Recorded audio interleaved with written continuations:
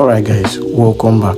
Today we are going deep into gsap, the most powerful animation library in JavaScript.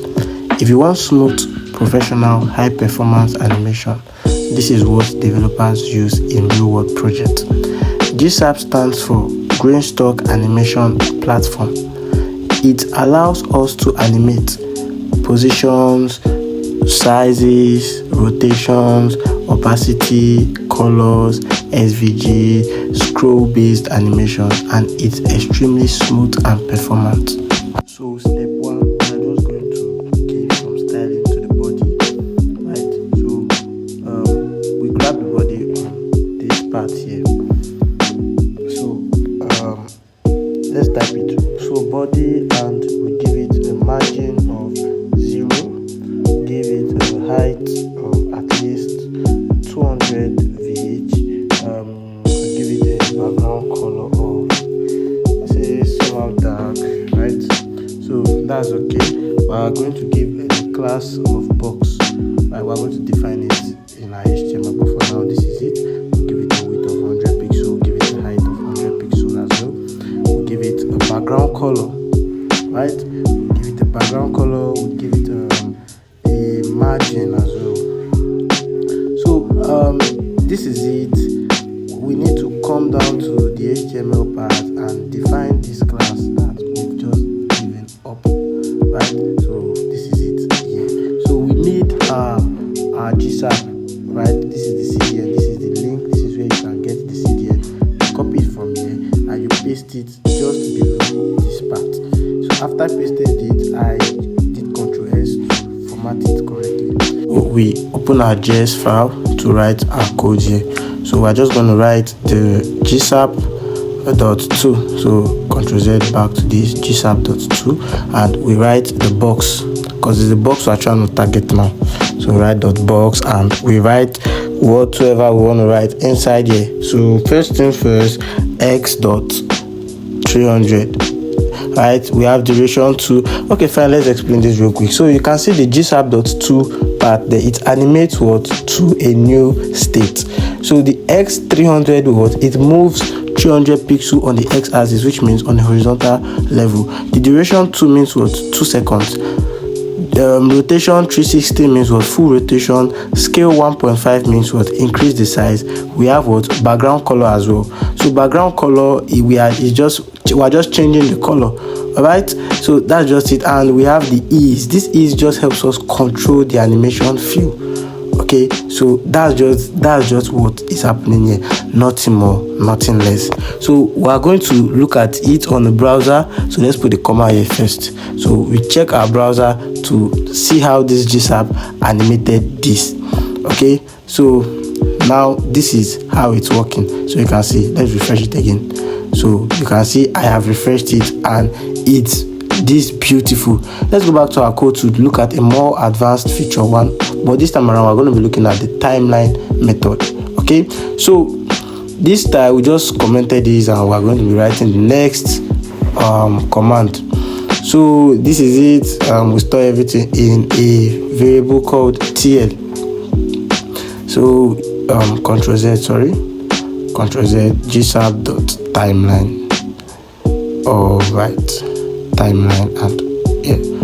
Okay, so now we're going to be calling the TL.2, and we write what dot box, comma, yeah, that's it, and we just give it 200. We give right the duration for just 1 second. Okay, we're going to do the same thing for the y-axis as well, right? So we do .2 and call the box 2, right? So this is the box, comma, we are going to call the y and going to write 200 to it, and then we are going to give it a duration of 1 second as well. Okay, so one more part on this timeline. So we're just going to be grabbing the rotate because we didn't look at the rotate method.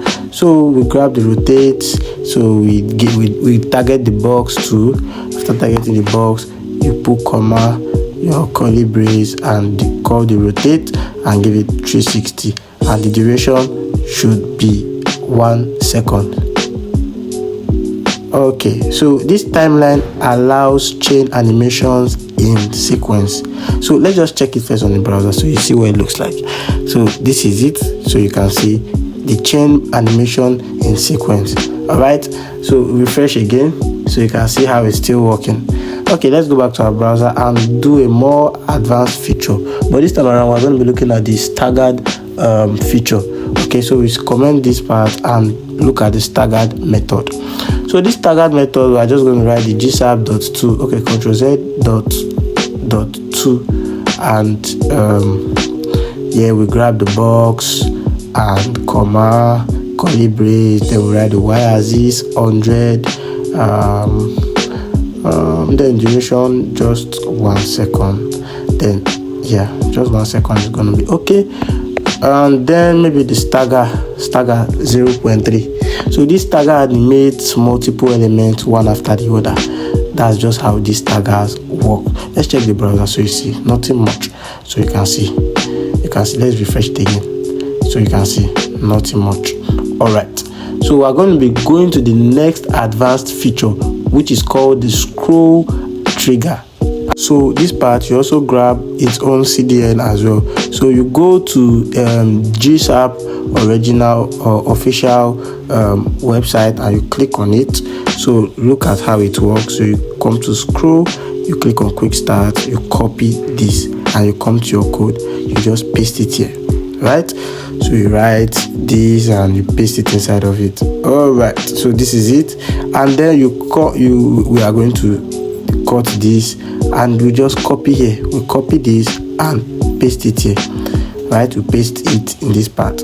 Okay, so we are going to we could just copy this and come here, we paste it as well.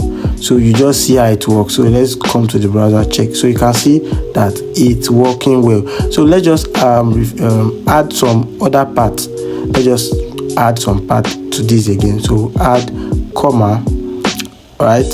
So we add this just duration of 2 seconds, and I think we are good for now.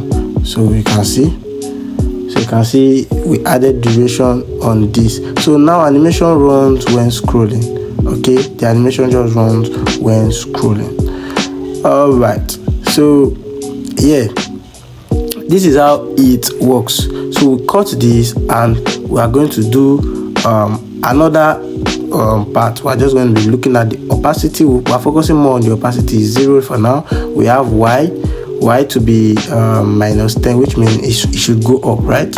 And duration of 2 seconds is going to be okay for now. Okay, so this is it. Yeah, so you can see it has gone. So that is how it works, right? This is how it works. Okay, so yeah, this is how it works. So we could even edit this part as well, maybe the gsap.FromTo. okay, and still the box we are going to drag and grab. So grab the box and just give some styling here. So they call it Ctrl Z. Yeah, so yes, we write X and 0 for here. Then the next part would be X 300.